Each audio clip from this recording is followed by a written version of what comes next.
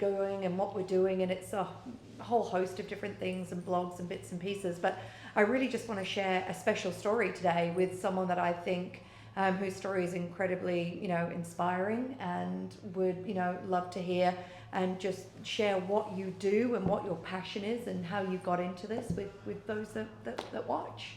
Yeah. Is that good? That's good. Is That's that not to put you on the spot? It's like I come from Zimbabwe straight away, but I came through South Africa because in 2003, somewhere there, that's when I saw things getting bad politically in Zimbabwe. So I went off to the UK, I did a bit of a tour and looked around if I could stay in that country. So I carried my bags away again because it was too cold for me. Yeah. Went back to Africa, went back to Zimbabwe and tried there thinking, things will be fine. The political situation will change. That is my mind. That's where this is coming into now. So I then went to South Africa, went to Cape Town. Things didn't work as well because I didn't like the kind of the vibe. Qatar? Cape Town? Oh, Cape Town. Cape Town, yeah. Sorry. I went to Cape Town. Yeah. And Cape Town was a bit too fast and a bit violent as well. I couldn't just gel into that space. So I went back to Zimbabwe, carrying my bags. But at that time as well, all this time I'm doing this, I'm leaving my family behind. And being in Zimbabwe, we're exposed to so much of art because we've got lots of raw materials in terms of stone.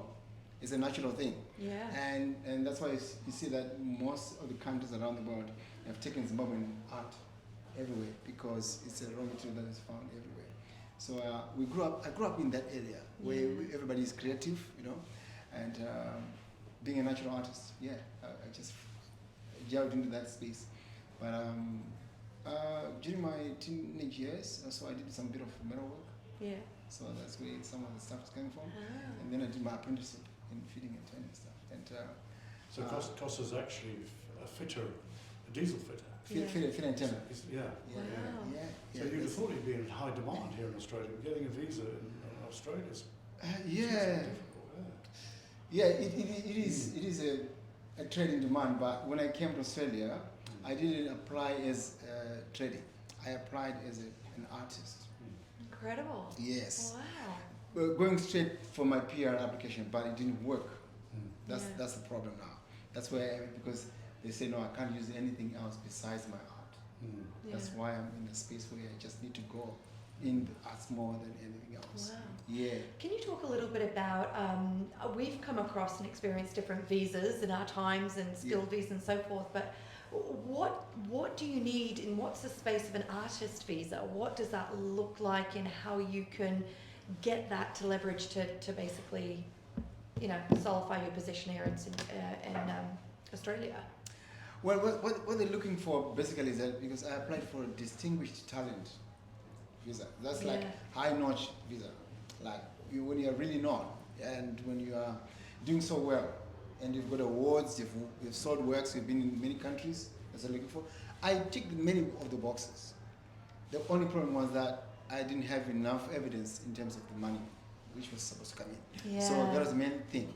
Or I could possibly be employed in within my field as an artist. Yeah. So I'm happy to say that just actually 2 months ago, I got a job as a lecturer at the TAFE. Oh, wow, amazing. So I'm lecturing as an art lecturer. I'm just Right. So it's in line with that. So you have to prove to the government that you can make a certain amount of money. Yes. Is that the same for everybody, or is it different for each individual? How does that work? Is there a set amount? I think if you call yourself a distinguished talent, you're separating yourself from the rest. So it means you're doing so well. So I think that's why they set these parameters to say, okay, you got to prove this amount. Yeah. This amount. So it could be different, you think? For I everybody think else, it could be different. Yeah. Wow. So that's where I am now. And on the journey here, then your family moved from Zimbabwe to South Africa, again because of what was happening in Zimbabwe? After I moved to South Africa, I pulled them down with me. Yeah. They came after, I think about 8 months or so to join me in Middleburg. and we stay there until they are still there now. Yeah. So how long is it since you've seen your family the last time? It's been 4 years, almost 6 months now without them. Oh my gosh. Yeah. So when the visa was denied, actually, they gave me what they call bridging visa, and they gave me the rights to work and the rights to study, but no travel. Yeah. Then Wow. COVID came, boom, nothing worked. So I said no, I'm not going to take any chances. COVID so just got in the way of everything. Mm. And so now it's the final leg, lap up to permanent residency. We hope. Getting close, but it's getting tired. You know, it's uphill task now. I feel like I need somebody to pull me through and get me going. It's exhausting. 4 years without your family, and it's just you need that last little push. Thank you for that. Thank you for saying that. I need somebody to really push me to cross the line, or someone will be pulling me through that, because I just had a look. Actually, I contacted my lawyer last week on Friday, and I asked her, please, can we just get it a bit closer? Can't you get the AAT hearing quicker? I mean, can't they do something?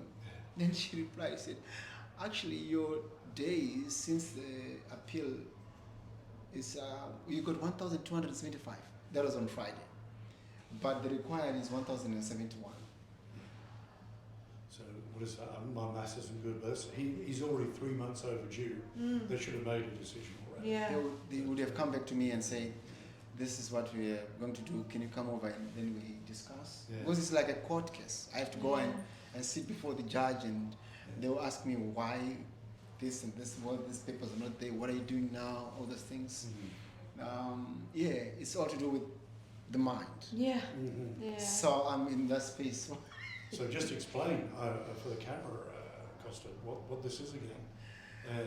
What's going on with this piece of sculpture here? It's called, first of all, the name? It's called the Mindscape. Mindscape.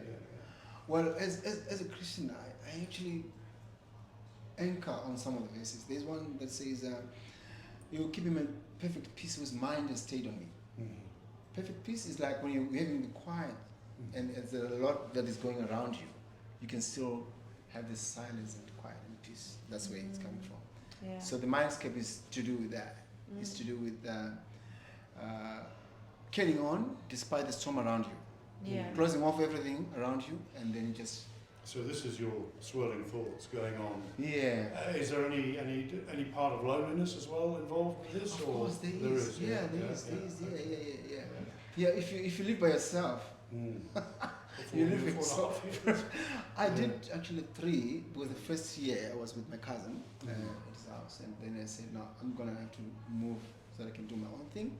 I have time by myself, process my situation on my own, and grow from there. We've got a phrase that I always use: nothing grows under the shadows of great trees. That's a word I use. If you want to grow in life, you really have to expand. I think that's what I do. And do your own thing. Do your own thing. Do your own thing. So we went to one of your exhibitions. Do you have any plans in the next 12 months to maybe do another exhibition, or what would your goal on that be? Okay, currently I've got a show coming up. I'm going to be part of the Castaways exhibition in Rockingham. Oh, Castaways. Castaways, yeah. Is there a date, or when's that? Yeah, it's going to be towards the end of October. Cool. Okay, so about 6 weeks away. It's not 2 months. It's not long from now. Yeah. So I've known Costa for quite a while, but you met him at his exhibition in Fremantle. Yeah. And so when we went there, this was actually towards the smaller end of what Costa produces. Some of his art is quite big, as we saw, and amazing. So for anybody who's interested, you have a website that shows your works, Costa? How do they find that? Well, the simplest thing is to just Google Costa Cook. Costa Cook. Yes, if you just Google my name, my website comes up, but there are images there. Every written articles about me, dating back to 2003. There's There's not many custom cookies then? No, yeah, there's only one around. I'll make sure to put it in the link below Yeah. with the website and your there's names. Anyone only- that's watching can find. Yeah, Yeah. There's only one custom cookie. Yeah, there is Yeah, only one. there's only one. I just was amazed. I'm not even a big art guy or anything, but to see what comes through with a bunch of steel welded together and formed, and just the story that comes through from looking at it, for me, was amazing actually. It was pretty cool on those bigger pieces you have. A lot to do about travelling and leaving home and, you know, having to set off and make your way, and tough. Yeah. So there's an element of hardship in that, Yeah. which is pretty good. Yeah. Yeah, very good. That's beautiful. So yeah, that's some of stuff is recorded in my artworks. Yeah. If you remember, there was a man carrying bags, dragging bags. Dragging. The bags don't have wheels on them. Mm-hmm. They are just being pulled, Yeah. and the guy's leg is like bending over, but they're big feet. Yeah. If you remember The big case. feet. Yeah. He's got hobbit feet. Yeah, big Yeah, feet. it has big So feet. the anchor is about Yeah. Yeah. putting one foot in front of the other Yeah. and keeping going. Yeah. Yeah. Even with resistance, which is the bags, he's still pushing through one step, day by day, step by step. That's It's a great message, it really is. Mm. Yeah. yeah. Right. So that's about. Thank you. Thank you so much. Yeah.